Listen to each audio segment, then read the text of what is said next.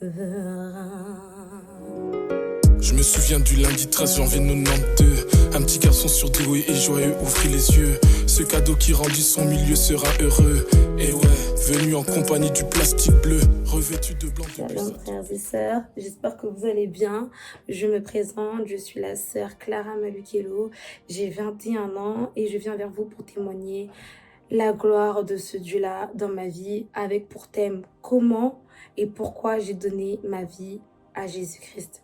Donc on va rentrer dans le vif du sujet. Donc comme je vous l'ai dit, je m'appelle Clara Malukelo. J'ai 21 ans, donc je suis issue d'une famille de 5 enfants dont je suis la deuxième. Donc j'ai une grande sœur, une petite sœur et 2 petits frères. Alors comment est-ce que j'ai grandi? Alors mes parents ont donné leur vie à Jésus lorsque j'avais 2 ans, 3 ans.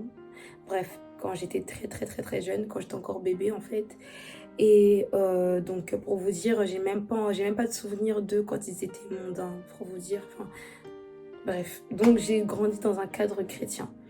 On allait tout le temps à l'église, on allait tout le temps dans des choses bibliques, enfin tout ce qui était... J'ai grandi dans ce cadre-là, un cadre vraiment chrétien, 100% chrétien, etc. Sauf que contrairement à certaines personnes, moi quand j'allais à l'église, personnellement, c'était pas du tout un fardeau. Je m'explique. Les gens d'habitude quand ils vont à l'église et qui n'ont pas donné leur vie à Christ, en général, pour eux aller à l'église c'est un fardeau, c'est une contrainte, etc. etc. Non, pour moi c'était limite trop bien, dans le sens où en fait à l'église je m'étais fait des amis. Et du coup, comme ces amis-là, on se voyait pas la semaine. À l'époque, le téléphone, c'était super compliqué. Internet aussi, c'était compliqué. Donc, du coup, le seul endroit et moment où on pouvait se voir, c'était le dimanche. Donc, pour moi, c'était trop bien. J'allais voir mes copines, etc. On se faisait des débriefs de ce qui s'était passé la semaine, etc. Donc, c'était super bien. Moi, quand j'allais à l'église, j'étais trop contente. Je pensais qu'à ça, aller voir mes amis, etc. Donc du coup voilà, limite quand il y avait des dimanches où mes parents n'allaient pas à l'église par exemple et que du coup on n'y allait pas, j'étais grave triste et tout ça. À l'époque le téléphone fixe, tu faisais un appel, c'était payant, etc. Donc c'était trop compliqué, donc du coup le mieux c'était de se voir à l'église. Alors souvent on avait des activités la semaine, par exemple le samedi ou même le mercredi. Mais le souci, c'est que j'y allais pas tout le temps avec l'école, etc. Mon père, il pouvait pas tout le temps nous déposer à l'église et tout. Donc, du coup, vraiment, le seul jour où on pouvait vraiment se voir, rigoler, parler, etc., c'était le dimanche. Donc, voilà, moi, c'était ça, ma vie. Du coup, ce qui était bien, en fait, c'est que malgré le fait que j'y allais pour mes amis, il y avait des choses aussi que j'entendais à l'église qui faisaient que même étant petit, tu comprends. Ne pas voler, ne pas mal parler à ses parents, ne pas tricher à l'école, ne pas être désagréable envers ses professeurs, etc. Tout ça là, ça rentrait. Donc du coup, avec les enseignements de l'école, de l'église et les enseignements que mes parents me donnaient, et du coup, moi franchement j'avais une vie exemplaire. Franchement j'étais une fille, on va dire une fille modèle. C'est-à-dire que je savais que je pouvais pas faire un péché entre guillemets parce que j'avais peur en fait de Dieu. Dans le sens où je me disais, à l'église on a dit ça, donc du coup si je le fais, j'avais pas cette crainte là, plutôt cette peur là. Et donc du coup j'ai grandi dans ce cadre là. Et donc arrivé en 6e, l'année où on va dire que dans la vie de chaque jeune, je pense, la 6e, c'est là où on va dire c'est un nouveau départ. C'est-à-dire que c'est le moment de la puberté, c'est le moment où tu peux sortir sans tes parents, tu peux rentrer à l'école sans tes parents, tu fais tout seul. Donc tu as un peu cette envie-là de découvrir la vie en fait. Et donc c'est ce qui s'est passé, je suis arrivée en 6e. Et donc voilà, je pouvais sortir, etc. Pas comme je veux, mais je pouvais sortir, etc. Sans que pour autant maman ou papa soient à côté de moi. Et donc du coup, c'est là où on faisait un petit peu les bêtises, etc. Mais malgré que je faisais des bêtises, franchement, je restais quand même exemplaire. Il y avait des choses que je faisais pas parce que je me disais, à l'église, ils ont dit ça, ou maman a dit ça, ou papa a dit ça, donc je le fais pas. Donc il y avait toujours ces bêtises-là, je sais pas. Dire à ses parents que tu finis à 17h, Alors qu'en fait, tu finis à 14h, mais tu veux juste rester plus longtemps dehors avec tes amis. C'était des petites choses comme ça que je faisais. C'était pas des grosses bêtises. Et donc voilà. Sauf que, en fait, donc après mon année de sixième, je suis partie en vacances avec ma mère. Enfin, c'était pas vraiment des vacances, en fait. Je vous explique. Dans mon église, il y avait une conférence des jeunes, mais qui se déroulait à Kinshasa. Ma mère, elle voulait absolument qu'on y aille. Moi, personnellement, je priais pas, donc je me suis dit, aller au bled et tout, moi, c'est pas trop mon délire, les trucs d'Afrique et tout, moi, je veux pas. Mais ma mère, elle a tellement insisté qu'on y allait. Franchement, la conférence, elle était super bien, mais après, bon, j'étais pas vraiment en Christ, donc franchement, j'ai pas été touchée plus que ça. Si vous voyez ce que je veux dire, j'ai pas été touchée plus que ça. Et voilà ce qui s'est passé. Et par la suite, donc on est rentré de ce voyage. Et après ce voyage-là, ma vie a chamboulé. C'est-à-dire qu'avec ma famille, on a vécu des situations super compliquées, super dures. On est passé par des moments de précarité de fou malade. On est passé par des moments très durs. Un jour, Dieu permettra que je puisse vraiment le développer parce que là, bah, j'ai envie d'être courte pour que vous puissiez comprendre un peu d'où je viens. Mais on a passé des moments difficiles. Et donc, du coup, moi, à l'école, je devais faire semblant, entre guillemets, de rigoler, d'être contente. Parce que je voulais pas montrer la peine que j'avais lorsqu'il était 16h30 et que je devais rentrer chez moi, en fait. Donc, du coup, je rigolais avec les uns, les autres, etc., etc. Mais je commençais à avoir cette colère en moi parce que je me suis dit, en fait, avec tout ce qui se passe dans ma vie, et ben, la précarité, etc., etc., pour moi, Dieu n'existe pas. Parce que si Dieu existait, il n'aurait pas permis que certaines situations de ma vie se fassent en fait. Enfin, j'étais un peu déçue de Dieu, malgré le fait que je priais pas vraiment au sens propre. Mais j'avais quand même cette petite connaissance de Dieu, de toutes les choses, un peu de ce secteur-là, un peu chrétien, etc. Donc je savais qu'il y avait un Dieu qui existait. Et je me suis dit, même si je le prie pas, je sais qu'il existe et je sais qu'il me protège. Et en fait, bah non. En fait, du coup, comme il était arrivé des situations très compliquées, c'est-à-dire des situations de précarité avec ma famille, on est passé de tout, vraiment de tout, à rien. Et je me suis dit, non, c'est pas Dieu qui a... Franchement, Dieu peut pas permettre ça. Dieu peut pas permettre ça, etc. Donc, du coup, j'avais une colère un peu qui s'était mise, en fait, entre moi et Dieu. J'avais un dégoût, en fait, des choses de Dieu. Malgré ça, hein, on continuait à aller à l'église, etc. Mais comme je vous ai dit, c'était pour mes copines. Donc, bah, personnellement, Dieu, c'était, on va dire, le cadet de mes soucis. Vraiment. Mais on allait quand même à l'église, etc. Mais bon, c'était pour mes amis.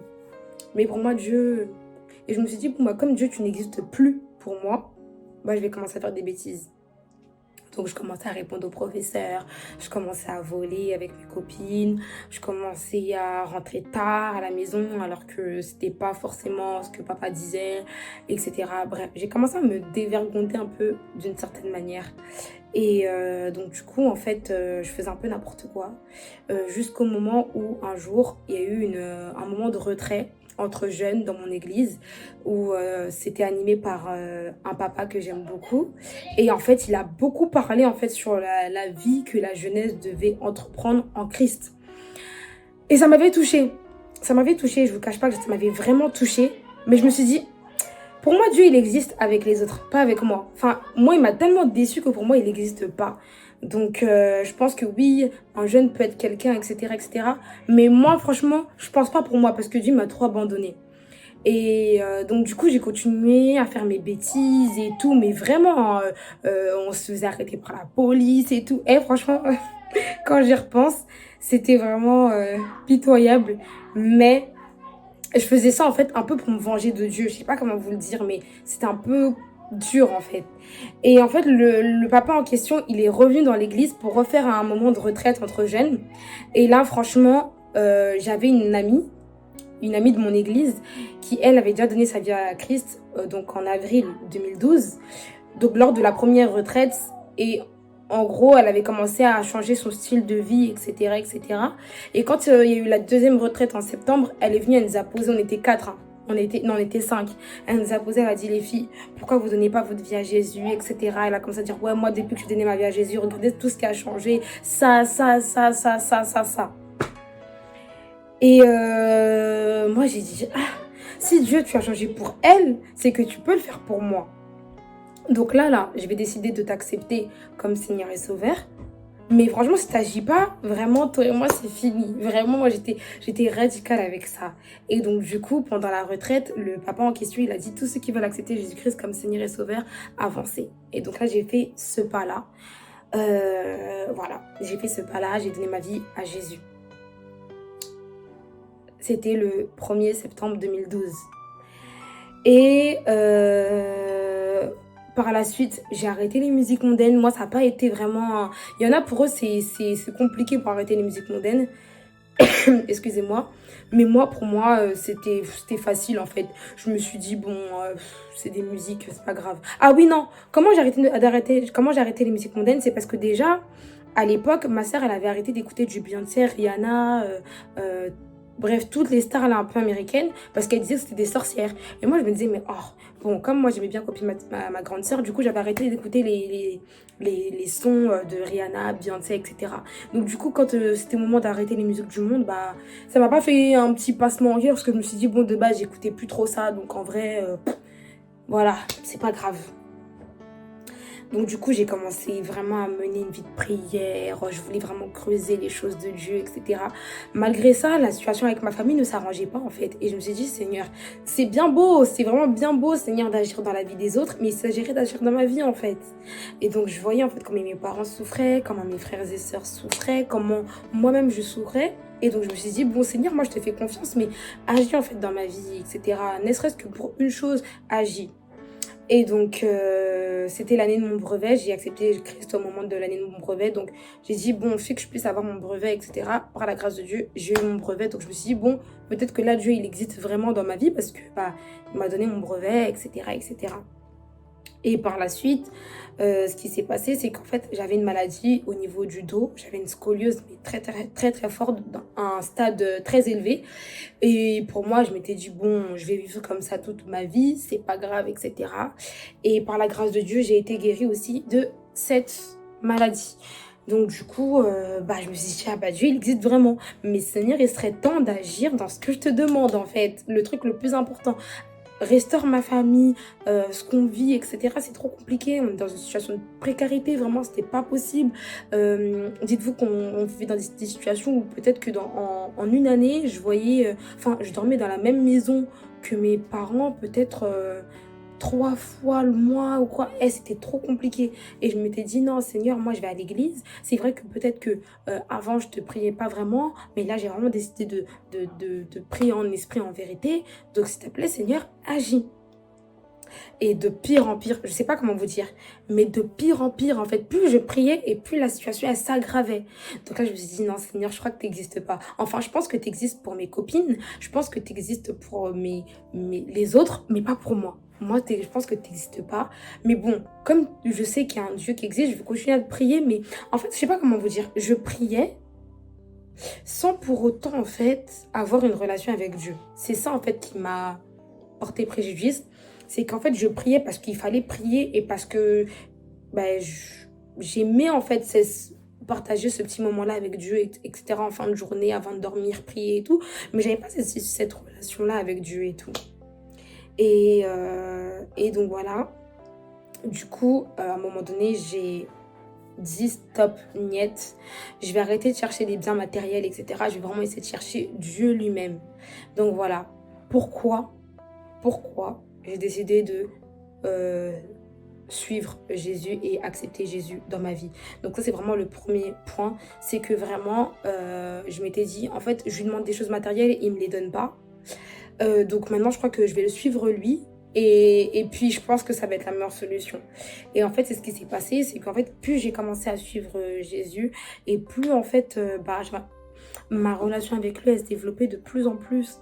Je voyais plein de choses. Dieu me révélait plein de choses sur ma vie future, etc. Sur vraiment plein de choses. En tout cas, la période 2013-2014, c'était waouh. Et puis, la cerise sur le gâteau, comme je dis, c'est qu'en 2012-2013, j'ai rencontré des frères et sœurs magnifiques qui aujourd'hui, on est encore comme ça. Donc, on s'est rencontrés et puis depuis qu'on s'est rencontrés jusqu'à aujourd'hui, on ne se lâche plus et on a accepté Christ ensemble, on a évolué ensemble, etc. Et quand j'étais faible, il m'arrivait des fois d'appeler un frère et lui dire, écoute, là ça va pas, etc. etc. Et puis il me donnait des paroles de réconfort, etc. Donc du coup, ça m'aidait encore plus à développer cette relation-là avec Christ et c'était important pour moi jusqu'au jour où Dieu a enfin agi et a restauré ma famille. Là, franchement, limite, je m'applaudis toute seule. C'était tellement beau. Je me suis dit, Seigneur, tu m'as enfin entendu, etc. Et puis Dieu, ce jour-là, m'a dit, tu vois, quand toi, tu cherches les choses matérielles, et ben, ça ne s'exauce pas parce qu'en fait, tu es tellement fixé sur ça qu'en fait, bah, tu oublies même de me chercher moi en premier. Et c'est ce qui était vraiment arrivé en fait, c'est que à un moment donné, je demandais, Seigneur, donne-moi ci, Seigneur, donne-moi ça, Seigneur, fais ci, Seigneur, fais ça. Et en fait, je ne le cherchais pas lui, en fait. Donc du coup, cette intimité là que j'avais avec lui, elle était bancale en fait, très, très bancale. J'avais pas du tout de relation avec lui, etc. Et une fois que j'ai décidé en fait de me concentrer sur la personne de Jésus-Christ en elle-même, et ben c'est là où vraiment il y a plein de choses de ma vie qui se sont décantées. Donc voilà. Et c'est ce qui s'est passé. Donc ensuite, il y a plein de choses qui se sont développées dans ma vie. Ensuite, il y a eu la période de mon bac où vraiment j'ai vu Dieu s'est vraiment manifesté à un point où je me suis dit, je ne peux que m'accrocher à lui en fait. C'est lui mon refuge, c'est lui vraiment sur qui je peux donner toute ma confiance. C'est vraiment en lui que je peux vraiment espérer en fait toute chose que je souhaite, toute chose que je veux. Il n'y a qu'en lui que je peux le faire. Et le bac, franchement, ça a été vraiment une épreuve tellement dure dans ma vie. En fait, je savais qu'en fait, le bac, je ne pouvais pas rigoler avec ça parce que c'était quelque chose de très important pour moi. Et je sais que le diable se jouait de ça. Et lorsque j'ai eu mon bac, pour moi, c'était une réussite totale.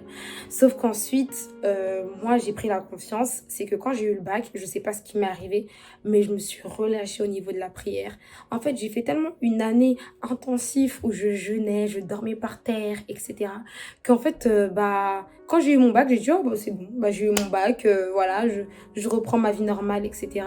Tout en expérimentant Christ, mais c'était plus pareil. En tout cas, je jeûnais plus, mes temps de prière se diminuaient de jour en jour, etc. Enfin, c'était très compliqué en fait, c'était très compliqué.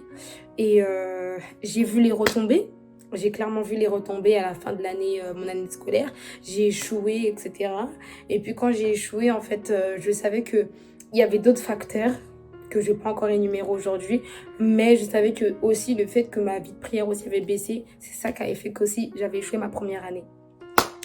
Donc voilà, et donc voilà. Ensuite, en 2017, j'ai commencé à servir Dieu. Donc, il y en a qui veulent servir Dieu depuis qu'ils sont petits. Ils disent, ouais, moi, je vais devenir pasteur.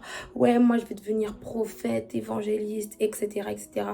Moi, servir Dieu, c'était vraiment, comme je le dis, c'était le cadet de mes soucis, en fait. Moi, j'aime bien venir à l'église. Dès qu'on dit Amen, je rentre chez moi, en fait. C'était vraiment ça.